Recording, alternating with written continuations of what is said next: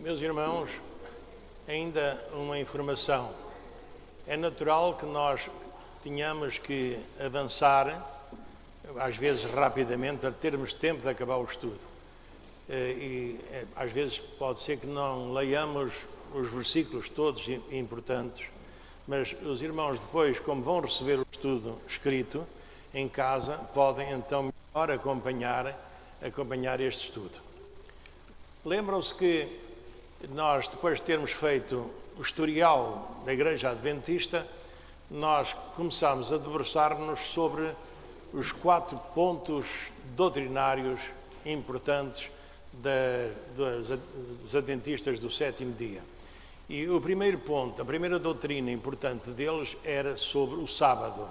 Nós falámos sobre o sábado e hoje vamos recomeçar este estudo falando então do sono da alma. E isto é uma coisa que é importante perceber. E eu gostaria de fazer uma pergunta. O que é que os irmãos pensam? Quando nós morremos, a nossa alma fica junto ao corpo? A nossa alma fica em sono profundo até à ressurreição dos mortos? Ou sucede outra coisa qualquer?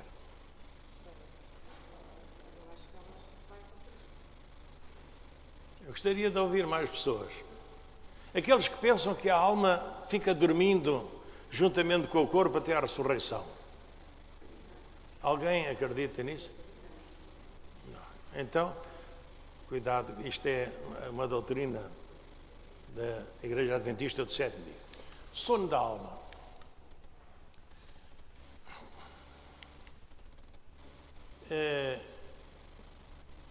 Notem uma coisa, tudo aquilo que eu estou a apresentar é tirado precisamente dos livros dos Adventistas, não é? Com o respectivo livro, a respectiva página, é tudo. Se alguém depois quiser observar, pode ver. Agora, Ellen White, que foi aquela que fundou de facto o Adventismo, ela disse: após a morte do corpo, a alma é reduzida ao estado de silêncio, de inatividade e de inteira inconsciência. Isto é, entre a morte e a ressurreição, os mortos dormem. E diz mais: para o cristão a morte não é mais do que um sono, um momento de silêncio e escuridão. Os irmãos, tomem apontamento nesta verdade deles. Os Adventistas dizem que a passagem de Lucas 16, 19, 31, que é uma parábola. E Jesus, como recurso didático, serviu-se de ideias populares, embora erróneas, para chegar à conclusão correta. Todos nós sabemos que o Senhor Jesus, na sua simplicidade, ele falava muito em parábolas, não é? E falando em parábolas, que era para que o povo pudesse compreender melhor. Mas é preciso nós irmos ao povo, atrás, e verificarmos que nem sempre era assim, porque era tradição dos judeus, quando falavam em parábolas, nunca mencionavam nomes de pessoas. Se o fizessem, estavam sujeitos a serem chamados de mentirosos, não é? E eles mencionavam aquela passagem, Lucas, que os irmãos conhecem, certamente, em que a história do rico e do Lázaro, não é? Após a morte, a passagem... Se os irmãos abrirem as vossas Bíblias, em Lucas 16, 22, 31, nestas passagens nós verificamos uma das coisas interessantes que provam biblicamente que a alma não fica dormindo junto ao corpo, mas parte para Deus, não é? E então o que é que nós verificamos? Abraão e Lázaro, esta passagem tão bela que o Senhor Jesus nos apresenta, diz-nos que no verso 23 que levantou os olhos e viu ao longe Abraão e Lázaro, o rico. Ele viu ao longe, levantou os olhos. Ora, se a alma estava dormindo, nada podia suceder, ele não podia olhar para cima. E também diz que ele clamou por misericórdia porque pediu que tivessem misericórdia daqueles que ainda estavam cá, dos seus familiares, não é? Depois ele disse que teve sede. Que me olha aqui o dedo na minha língua, que eu estou cheio de sede. Depois sentiu-se atormentado porque ele, estando a ver a realidade, depois da morte, ele estava a ver que tinha lá os seus familiares ainda sujeitos a viverem o mesmo drama. E roga, no versículo 27, ele ora, pede a favor dos seus. E diz, ainda tinha seus irmãos em lembrança. Lembrava-se. E também ele depois insiste, ele pede para que vão junto dos seus queridos explicar-lhes qual é a realidade depois da morte, não é? É interessante notar que o Senhor Jesus diz, tem lá os profetas, não é? Ouçam-nos. E muitas vezes nós falamos e as pessoas não têm muita atenção nisso. E depois nós temos uma outra passagem que desdiz completamente esta doutrina da Igreja Adventista que nós encontramos no livro do Apocalipse, quando João teve aquela visão extraordinária do céu, né?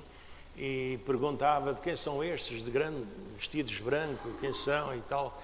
E quando a palavra de Deus nos diz que a resposta foi que estes são os que lavaram os seus vestes no sangue do Cordeiro, e todas as línguas, todas as raças. E então é interessante notar que João relata que todas aquelas pessoas que estavam sendo vistas clamavam com grande voz, ou seja, estavam louvando ao Cordeiro. Depois eles perguntaram ao Senhor algumas dúvidas, não é? E no verso 10, reconheceram a soberania do Senhor. Mesmo assim, no estado em que se encontravam, eles reconheciam que o Senhor era Deus. Lembravam-se de todos os acontecimentos. E clamavam vingança divina contra os ímpios. Portanto, nós poderíamos dizer que a alma, depois da morte, ela continua ativa junto do nosso Deus. Meus irmãos, vamos apenas um parêntese. Quando nós estamos dormindo, quando nós estamos sonhamos com coisas extraordinárias. Às vezes parece que é a mesma realidade. E quando acordamos, nós voltamos à normalidade. E assim sucede. O sono da alma é precisamente o contrário daquilo que as testemunhas da Igreja Adventista dizem. Porque para nós cristãos, o sono da alma refere-se ao corpo, não é? O sono do corpo. E está dormindo no Senhor até à ressurreição dos mortos. Depois, outra palavra que nós podemos combater, esta ideia, doutrina errada, é que nós lembramos daquela conversa, aquele diálogo que houve entre Cristo e o ladrão, lá na cruz do Calvário. E nós verificamos que aquela palavra que nós encontramos ali, que o Senhor Jesus disse àquele homem na mesma situação, pregado numa cruz, foi: em verdade te digo que hoje estarás comigo no paraíso. Isto mostra que a alma, depois da morte, parte imediatamente para junto de Deus. Mas agora vejam, os adventistas do sétimo dia, nas suas traduções que vão fazendo constantemente, eles alteram algumas passagens para que as mesmas estejam de encontro às suas doutrinas. E então, o que eles alteraram e puseram nas suas Bíblias foi: em verdade te digo hoje, estarás comigo no paraíso. Hoje eu estou-te a dizer isto, vais estar comigo no paraíso. Os irmãos vejam que o sentido é completamente verdade. O Senhor diz: em verdade te digo que hoje estarás comigo. Esta é uma certeza maravilhosa. Depois, o apóstolo Paulo, também nas suas cartas maravilhosas, o grande doutrinador, que foi o apóstolo Paulo, ele usou expressões que eram a realidade daquilo que ele sentia e daquilo que ele queria. Quando ele diz: pelo que estamos sempre de bom ânimo, sabendo que enquanto estamos no corpo, vivemos ausentes do Senhor, temos confiança e desejo antes de deixar este corpo para habitar com o Senhor. porque para mim o viver é Cristo e o morrer é ganho. Mas de ambos os lados estou em aperto de partir e estar com Cristo, porque ainda é muito melhor. Não é? Ora, noutra passagem que nós encontramos na Sagrada Escritura, quando o Senhor Jesus se ausentou para orar e levou com ele os seus discípulos mais chegados, Pedro, Tiago e João, e então eles verificaram que Moisés e Elias, lá no Monte da Transfiguração, estavam falando com o Senhor Jesus.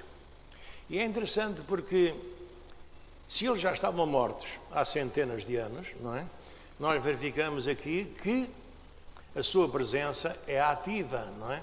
É ativa. Eles falam com Jesus e estão a falar dos futuros acontecimentos que irão acontecer. Depois os irmãos, quando receberem as folhas, vão lendo mais profundamente os versículos, porque senão nós não temos tempo de acabar hoje.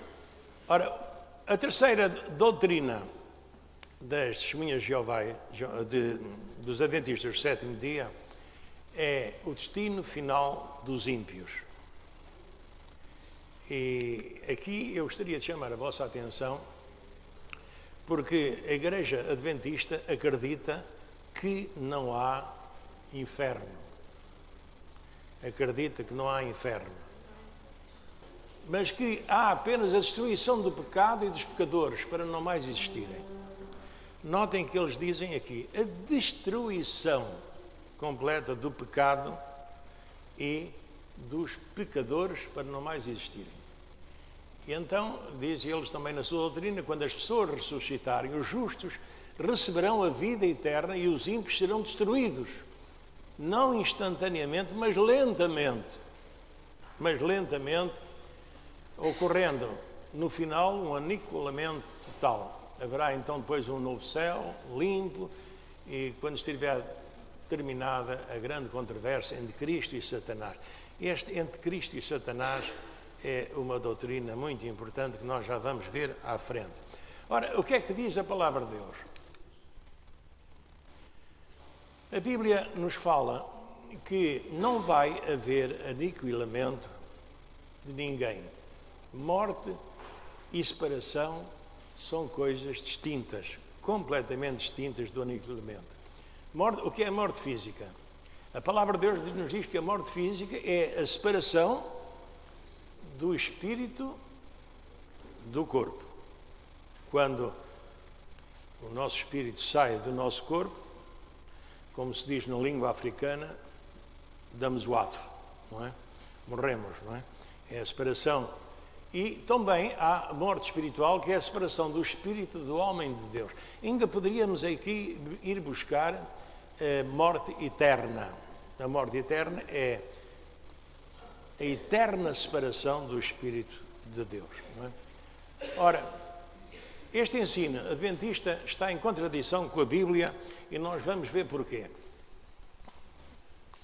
Em Daniel, nós lemos: e muitos dos que dormem no pó da terra ressuscitarão, uns para a vida eterna e outros para a vergonha e desprezo eterno. Em Mateus, nós lemos: os justos irão para a vida eterna. Depois João diz-nos que os que fizerem o bem sairão para a ressurreição da vida e os que fizerem o mal para a ressurreição da condenação. Ora, condenação não é destruição, mas é separação. E Jesus fala do futuro dos ímpios: apartai-vos de mim, malditos, para o fogo eterno, preparado para o diabo e seus anjos. Verificamos, então, agora, a terceira doutrina principal dos Adventistas do sétimo dia. E esta é a doutrina mais herética que a Igreja Adventista tem. Quem é que fez a obra da expiação? Foi Jesus ou Satanás? Foi Jesus, mas cuidado, é que os Adventistas do sétimo dia dizem que a obra da expiação foi feita por Satanás. Por isso é que eu disse ao princípio, esta é a doutrina mais herética deles, não é? Ora, segundo o Adventismo do sétimo dia, a doutrina da expiação é explicada partindo do seguinte raciocínio: Em 1844, Cristo voltou não para a Terra. Os irmãos lembram-se, faz agora um mês, nós falámos exatamente destas aldrabices, estas adivinhações, não é, da chegada de Cristo, não é? E então eles arranjaram uma desculpa. De facto, o Senhor Jesus veio naquela data, não é? Mas não veio aqui para a Terra, ele foi para o céu, ali no lugar, foi fazer algumas coisas que havia necessidade para fazer, não é? E então, ele, lá, entrando no santuário, ali começou a obra da purificação, não da expiação, mas a obra da purificação.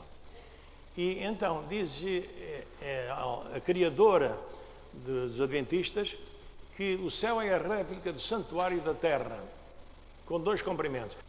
Se os irmãos lerem a história do santuário que Moisés edificou no deserto, nós verificamos que o santuário era dividido em 2 partes, o lugar santo e o lugar santíssimo, não é? E no lugar santíssimo só uma vez por ano poderia entrar o sumo sacerdote, em que iria responder, de facto, em nome do povo, não é? E diz que durante 18 séculos, ou seja, do ano 33, o ano em que o Senhor Jesus morreu, até o ano de 1844, quando o Senhor voltou, não é? Então, todos estes pecados estavam registados lá no livro, não é? E então a obra do Senhor estava inacabada. E como estava inacabada, havia ainda uma tarefa muito importante a realizar, que era a remoção dos pecados do santuário do céu. Os pecados estavam todos lá no céu guardados, não é? Estavam lá todos guardados. Ora, a Bíblia nos mostra algo muito diferente. É interessante que eles fazem esta declaração: nós discordamos da opinião de que a expiação foi efetuada na cruz, conforme se admite. Isto é taxativo, é um grande princípio doutrinário deles. E onde é que eles se baseiam? Principalmente neste livro de Levítico, no capítulo 16, verso 22 e verso 26, em que são apresentados 2 bodes ali. E 2 bodes que um era chamado o bode imolado e outro era o bode emissário, não é? Mas a interpretação bíblica é completamente diferente. Ainda Ellen diz: Satanás não somente arrastou consigo o peso do castigo de seus próprios erros, mas também dos pecados da hoste dos remidos, os quais foram colocados sobre ele, e também deve sofrer pela ruína de almas por ele causadas. E depois, eles pregam que todos os nossos pecados serão lançados sobre o diabo e carregados por ele. Então, Satanás será destruído, expiando o pecado com a vida. E ainda, dizem eles, quando se completar a obra da expiação no santuário celestial, serão postos sobre Satanás os pecados do povo de Deus. Os irmãos, lembram-se de eu ter dito que eles dizem que Satanás é que fez a obra da expiação, não foi Jesus Cristo, não é?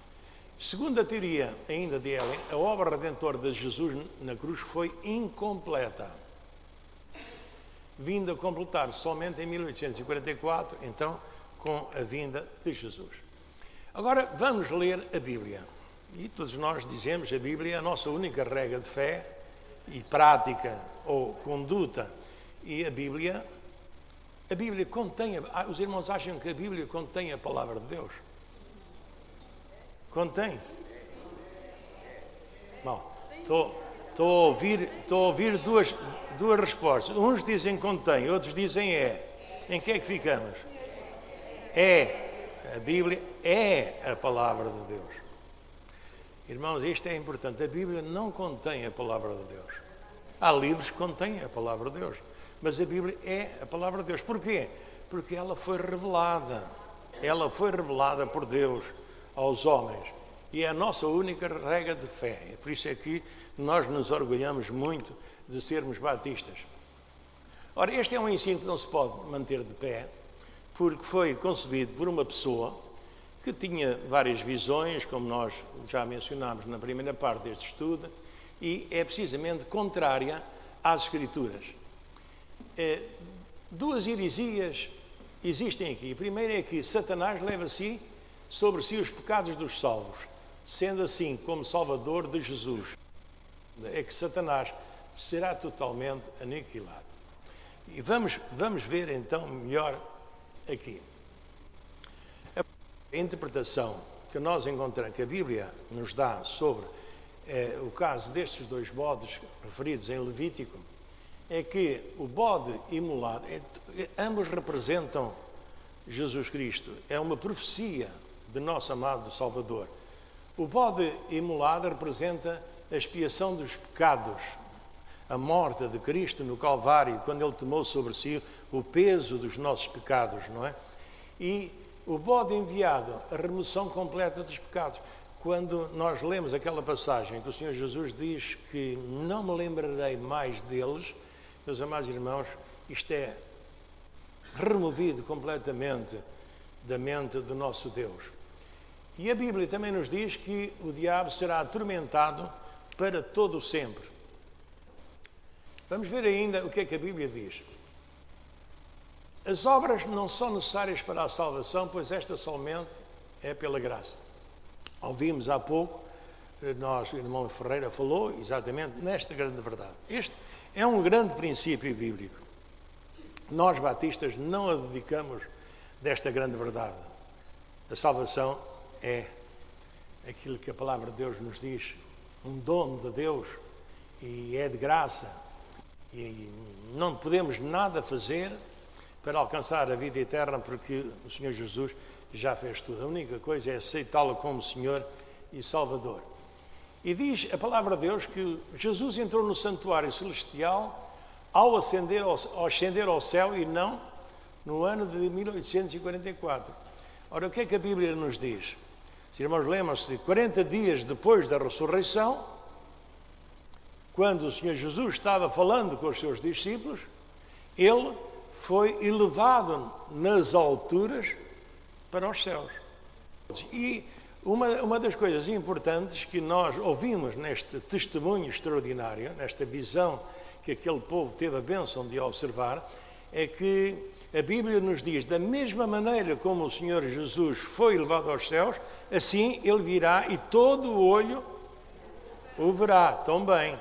Ora, isto é uma maravilha. Ora, Isaías 53, os irmãos conhecem muito bem o livro de Isaías 53, fala-nos da grande profecia da morte do Senhor Jesus. Todos nós andávamos desgarrados como ovelhas, quando um se desviava pelo seu caminho, mas o Senhor fez cair sobre eles a iniquidade de todos nós todos. E depois no verso 11, porque as iniquidades dele levará sobre si, no verso 12, ele levou sobre si o pecado de muitos e pelos pecadores intercede. E então, o que é que nós verificamos? Que a obra expiatória de Cristo foi perfeita, não é? E nós, em Hebreus, nós lemos isto. Depois os irmãos, com calma, leem através do estudo que vos é apresentado. Estas são outras passagens que nos mostram precisamente aquilo que nós estamos a dizer. Mas eu gostava de chamar a vossa atenção para a última parte deste último versículo. A salvação do crente é perfeita e imediata. Porquê é que eu digo imediata? Lembram-se há pouco que nós falámos sobre o ladrão na cruz? O que é que o Senhor Jesus disse? Amanhã, talvez para o mês que vem, estás comigo no paraíso. Hoje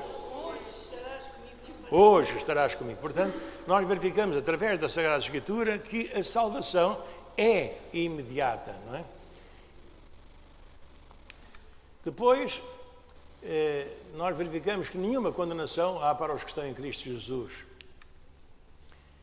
E se andarmos na luz, também nós na luz estamos, e o sangue de Jesus Cristo nos purifica de todo o pecado. São versículos isolados que nós conhecemos, não é? Ora, os adventistas são muito abundantes nos seus erros e nas suas heresias. Há uma coisa que eu gostava de dizer aos irmãos.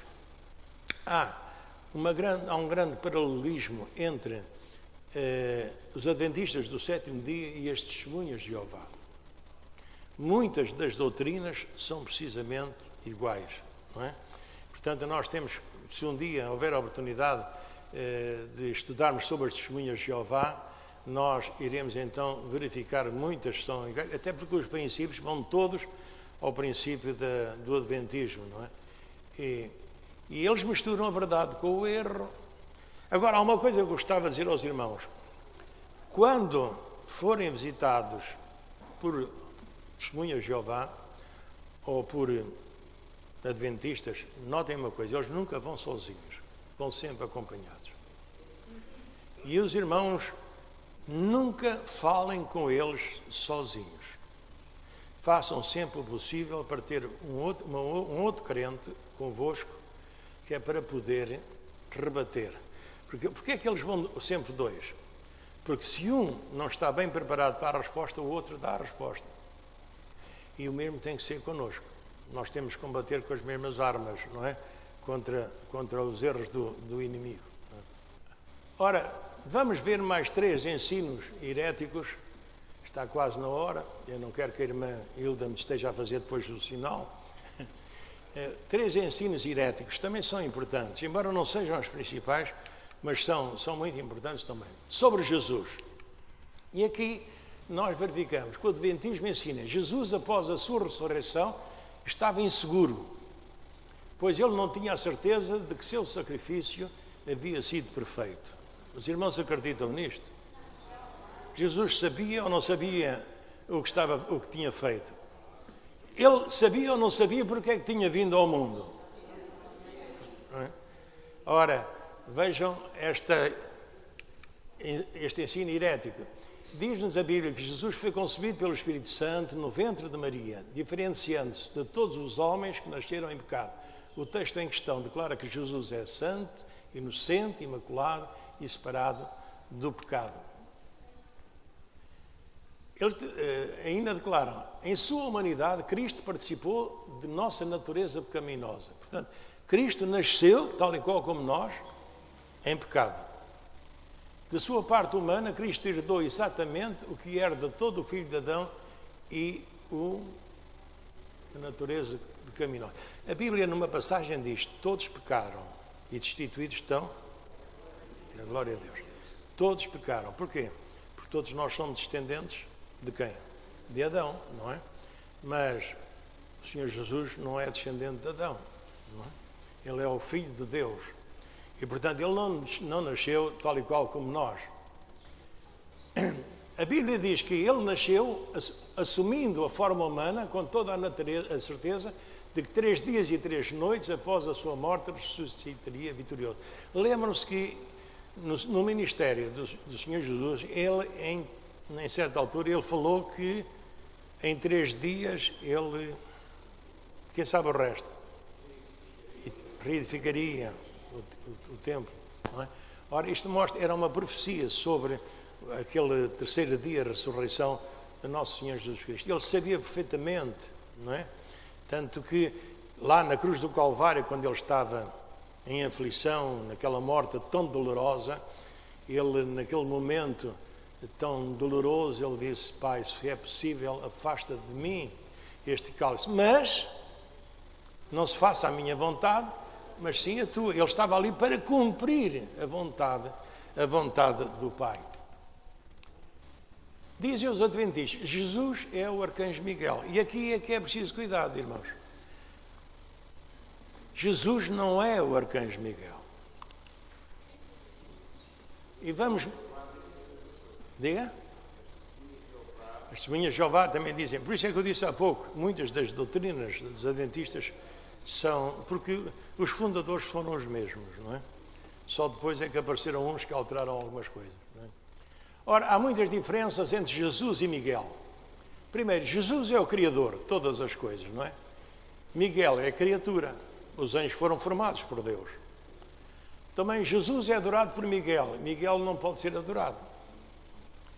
Os irmãos depois leiam aquelas passagens. Jesus é o Senhor dos Senhores. Miguel é príncipe dos demónios, não é? E Jesus é o Rei dos Reis. Miguel é o príncipe dos judeus. E depois os irmãos naquelas passagens vão ver muito, o tempo está a andar muito depressa. E então diz o Adventismo: Jesus Deus disse à profetisa Ellen White que o dia e a hora da vinda de Jesus. Este é outro ponto importante que nós temos que debater. Os irmãos acreditam que Deus tivesse dito a esta mulher o dia e a hora em que o Senhor Jesus viria? Entre tantas visões que ela teve mais esta. Ora, o que é que a Bíblia diz? No dia da volta de Jesus não foi revelado a ninguém, nem o Filho de Deus sabia. O dia e a hora ninguém sabe. Uma coisa nós sabemos, será de repente. Será como um ladrão nos chega à nossa casa, sem nós esperarmos, não é? O dia e a hora ninguém sabe. Eu tenho um slide que era para ter colocado e esqueci-me, em que nos mostra exatamente sobre este momento do dia e da hora em que estão numa igreja, as pessoas todas, e o pastor está a falar sobre a vinda de Jesus e muitos crentes, alguns crentes assim ficam na dúvida, isto é treta, como nós às vezes costumamos dizer, mas de repente há um estrondo, brrr, e quando alguns abrem os olhos, só lá estão eles. O resto da assistência desapareceu todo, não é? Foram levados, não é? A palavra de Deus diz, uns serão levados, outros deixados, não é? 2 estarão numa cama, um será levado, outro ficará, 2 estarão no campo, um será levado, outro ficará. E, meus amados irmãos, nós não sabemos no dia e nem hora. Mas há uma coisa que nós sabemos, é que temos que estar preparados para o dia. Não sabemos quando é. A teoria do santuário. Portanto, isto já nós falámos, não é? Esta teoria, que o Senhor Jesus veio não para a Terra, mas foi nesta data. A data tinha que ser a mesma, não é? Para não ficarem mal, mas que então entraria no santuário para preparar então a purificação dos pecados. O que é que a Bíblia diz? Qual é o principal trabalho de Jesus? É de intercessão e não de purificação.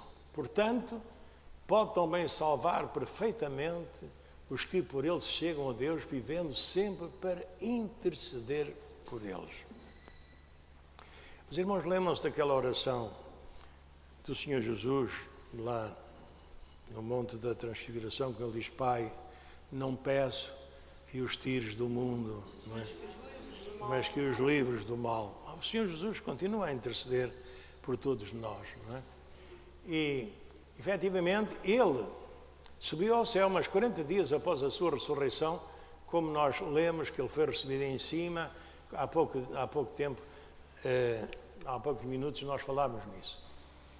E diz o autor dos Hebreus que esse santuário era apenas uma figura do verdadeiro céu. Aquele santuário que nós vemos ali, que foi edificado por Moisés, lá durante aquela peregrinação dos 40 anos, quando saíram do Egito para a terra de Canaã. Do lado esquerdo nós vemos então o santuário. É um estudo muito bonito, o estudo sobre o santuário. E João teve a visão do santuário do céu, não é? Esta lição. Os irmãos, no livro do Apocalipse, os irmãos podem verificar como é extraordinária a visão que João nos dá do céu, não é? Ora, em Mateus nós lemos esta verdade. Quando o véu do templo se rasgou em dois, de alto a baixo, rasgou-se com um propósito no véu do templo. Alguém sabe qual foi o propósito? Porque é que o véu do templo se rasgou de alto a baixo?